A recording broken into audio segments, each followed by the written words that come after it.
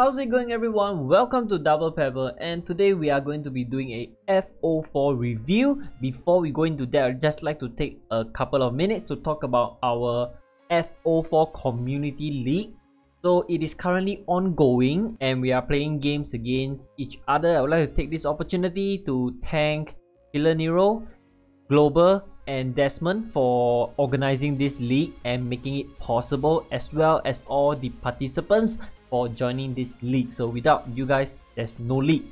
So hopefully we are able to develop this further with more participants, maybe prizes, something along the way to make this a more recurring event. Alright, so without further ado, we shall go into our review for today. This is something that I promised last week, where I talk about Gary Lineker in FO3. So today we are going to be talking about Gary Lineker in FO4. He is currently my first choice striker in FO4. I like him a lot, and Global basically recommended him to me and I haven't looked back since. We'll start by looking at his stats. Alright, so Gary Lineker looks very attractive in terms of stats. He's got mid-level strength 76, which is actually the kind of strength that I like. I'll elaborate further later on. He's got good pace, in fact very good pace, 90 sprint, 92 acceleration.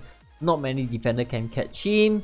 Dribbling is 85, ball control is important, 91, shot passing is 84, his finishing is 97, shot power is 90, heading is 91, long shot is 89, volley is 93, and his positioning is 98, reaction is 96, penalty is 92. And then what other notable things? His agility is good as well, 87, balance is decent, 83, stamina is good, 89, got crazy composure, 90, and he's got a good jump to him. Another thing that I like about him is his work rate. In FO3, his work rate is high mid, but in FO4, he is a pure attacker. His work rate is high low. That is such a huge bonus. Weak foot is good as well, 5-4. That doesn't come often. And in terms of traits, he's got the most important trait that a striker can have, and that is he tries to beat offside trait. That's a tongue twister. Anyway, it is so important because your strikers will constantly make runs in behind and the defenders are not sure what to do. Should they follow or should they commit, that kind of thing. So this is the most important trait that any striker should have. In terms of price, he's not cheap. Let's be honest about this. He is about 4 million. 4 million takes some time to save, I would say. Every week you can probably save about 200-300k, so it will take some time before you get 4 million. But let's now go into the in-game analysis where I show you how good Gary Lineker is. Okay, so first thing, Gary Lineker is fast, very fast, with sprint of 90 and acceleration of 92. It's very easy for him to outsprint defenders who are generally sluggish and slow on the turn. Even Varane, who is one of the fastest centre back around, or even Maldini, they will have problems catching Lineker at full sprint if they are caught flat-footed. He's also absolutely cold-blooded in front of the goal and extremely accomplished finisher. He rarely disappoints me when it comes to finishing. I don't ever remember him scuffing the shot. He does miss chances sometimes, goalkeeper saves them, but very rarely that you encounter him missing the goal completely or really scuffing the shot badly. That happens from time to time with, let's say, my Benzema, my Crespo, but with Lineker, I don't really remember it happening. He can shoot from any angle, literally, outside the box, inside the box, and if you combine that with his very high composure, it makes him one of the most lethal finisher in the game. Shot power is very high as well. I think it's like 90 something. It is very important in FO4. If there's no shot power, goalkeeper have enough time to react and save the ball, but his shot power is very high, and if you do a driven shot with him, the ball will zip past the goalkeeper without them reacting. Sometimes they just stand there. That is very important. He is also very good in the air. Now, FO4 is different from FO3 in that you don't need to be very tall to win headers. In fact, Messi scored a lot of headers against me. So it's all about positioning, and of course we know Gary Lineker's positioning is very good, but he does score many headers for me whenever I choose to cross. I don't do that often, but when I cross and it reaches him, he will score. Header directions are good, header powers are good. Got a good ball control to him as well. That is very important, especially if you choose to do a driven pass to him.